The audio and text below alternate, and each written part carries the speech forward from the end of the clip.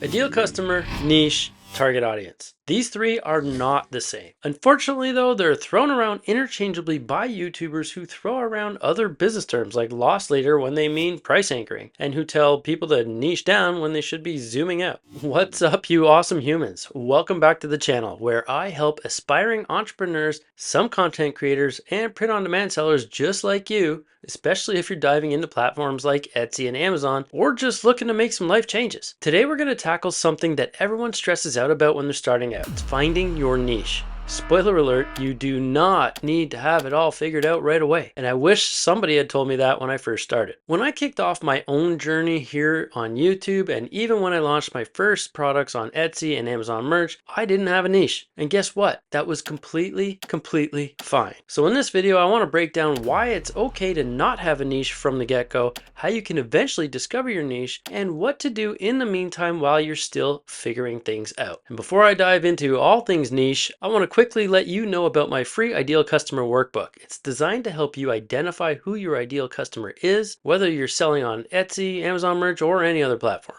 This workbook will guide you through pinpointing your target audience, helping you create designs and products that really resonate with them. It's an essential resource for anyone serious about growing their POD business, and you can grab it by clicking the link in the description below. So let's start with some definitions, because understanding the differences between your target audience, niche, and ideal customer is crucial, especially when you're selling POD products like t-shirts on Etsy and Amazon.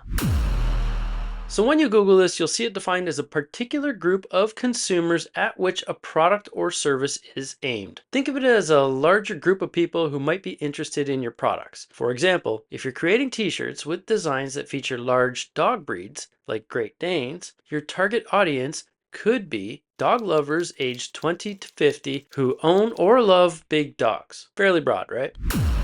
The definition of a niche is a specialized segment of the market. So if you narrow it down from dog lovers to people who love large dog breeds, specifically Great Danes, you've now found your niche. This group is a smaller, more focused subset of your target audience, and they're passionate about a specific aspect, like finding cool breed-specific designs that showcase their love for big dogs. Now, your ideal customer is where it gets even more specific. This is the one person in your niche who would benefit most from your products. If you're selling POD t-shirts featuring custom Great Dane artwork, your ideal customer could be a 43-year-old dog owner named Stacy who loves showcasing their Great Dane pride through funny apparel. They're walking the dog on the beach every single day at 6 a.m. without fail. They love old school Halloween cult classic movies and cartoons like Scooby-Doo. They hate sci-fi but love watching Queen of the South on Netflix at the end of the day while hanging out on the couch with their Great Dane. They're willing to pay a little extra for quality, custom designs that highlight their love of their giant fur baby. So to recap, your target audience is the larger group of people interested in your product. Your niche is a smaller segment with a specific interest, and your ideal customer is the person who is the perfect fit for your designs, products, and style. So now that we nailed down those definitions, let's talk about why it's so important to know the difference between your target audience, niche, and ideal customer, especially in the print-on-demand world. If you're selling products on Etsy or Amazon merch, or even Amazon through the Amazon Printify integration or something, this understanding helps you design products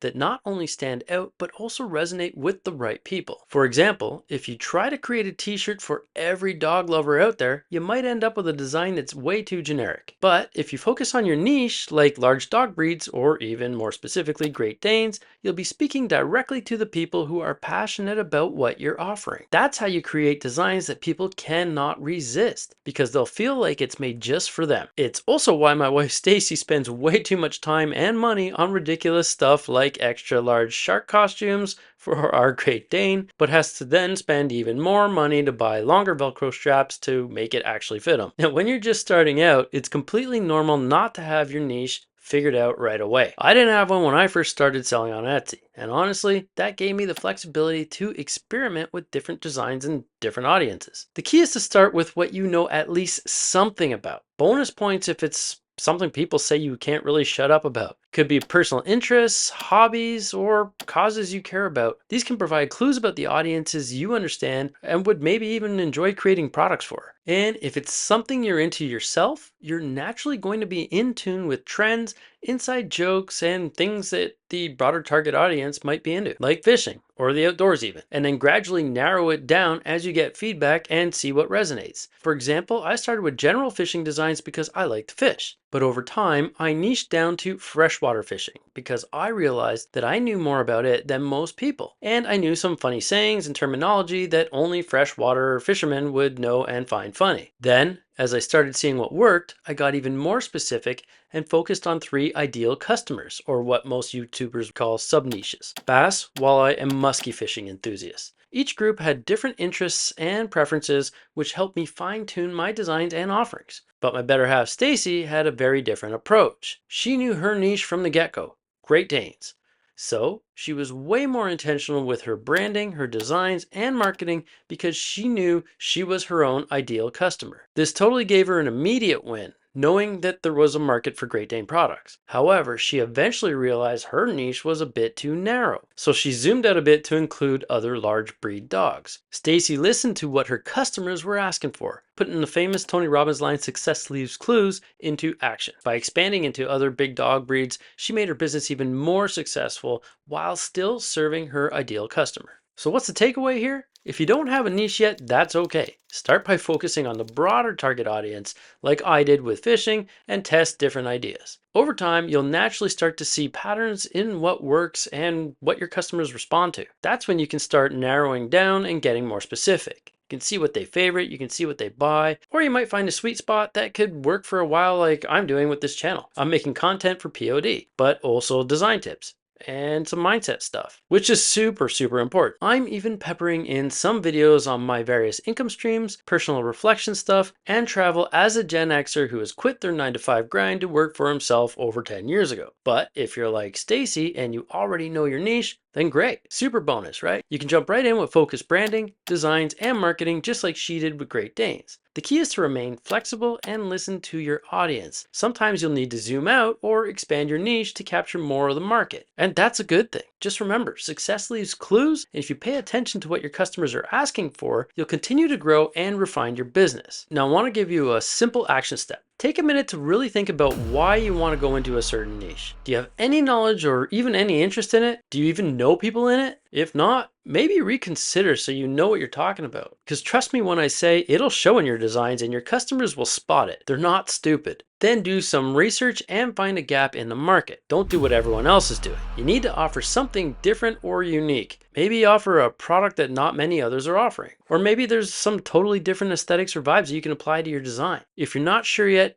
do not stress. Start by identifying your broader target audience and then narrow it down as you go. I want you to write down 5 to 10 interests or passions that you have specifically. If you're stuck, you can ask ChatGPT to help based on your previous conversations. You'd be surprised on what it retains. See if any of those interests can be combined into its own unique niche. Do some research and see what is or isn't already out there. It should give you a good starting point. Then the next key element here is to try to make a few designs that you would actually wear or be proud to hang on a wall of your own home. Alright, that's it for today's video. I really hope that by breaking down the differences between your target audience, niche, and ideal customer, you've gotten some kind of clarity on how to move forward with your business. Remember, it's totally fine if you don't have your niche locked in right away, especially when you're just starting out. You might not know what you like yet, and that's totally okay. Instead of stressing over finding the perfect niche from the start, focus on creating content or products for the broader target audience. Over time, you'll naturally narrow it down as you get more experience and see what sticks. Once you've zeroed in on who your ideal customer is, it becomes so much easier to monetize and refine your strategy, your niche, and creating products that resonate with a specific group. If you found this video helpful, please make sure to hit that like button, subscribe, let me know down below, and turn on notifications so you don't miss future videos. I got tons of content on POD, entrepreneurship, and growing your business online. And don't forget to grab your free Ideal Customer Workbook in the description below. It's going to be a game changer for your niche research. And while you're waiting for the next video, check out these two. As always, I appreciate every single one of you. See you in the next one.